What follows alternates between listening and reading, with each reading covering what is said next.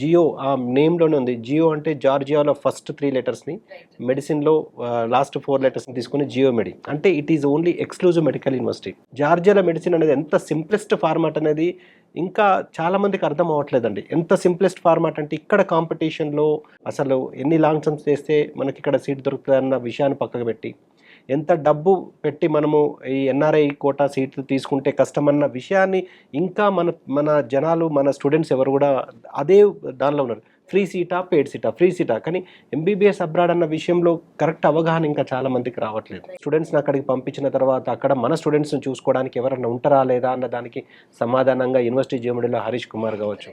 So ఇక్కడ నుంచి documentation, processing, visa కావచ్చు, ట్రాన్స్పోర్టేషన్ కావచ్చు, అక్కడ సర్వీసెస్ కావచ్చు, ఇవన్నీ చూసుకోవడానికి నేను.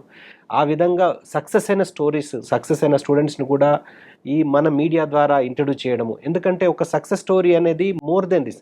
మేమంతా ప్రమోషన్ పార్ట్ కావచ్చు, కాబట్టి ఇతను వచ్చేసి లివింగ్ ఎగ్జాంపుల్. ఇటువంటి స్టూడెంట్స్ని చాలామంది ఇంతకుముందు షోలో కూడా చాలామంది మన ఐటీఎం ద్వారా కావచ్చు, వేరే ఇతరత్ర ఛానల్స్ ద్వారా చాలామందిని ఇంట్రడ్యూస్ చేయడము, వాళ్ళ మాటల్లో వాళ్ళ సక్సెస్ స్టోరీస్ను మేము స్టూడెంట్స్ తోటి, పేరెంట్స్ తోటి పంచుకోవడము.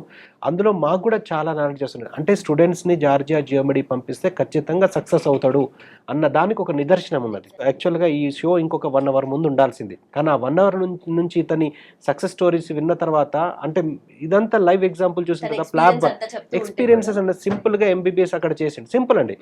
5 years ఆఫ్ కోర్స్ చేసిండు, 1 year ఆఫ్ ఇంటర్న్షిప్ చేసిండు, టైం పాస్గా ఎఫ్ఎంజీ రాస్తే పాస్ అయిపోయిండు.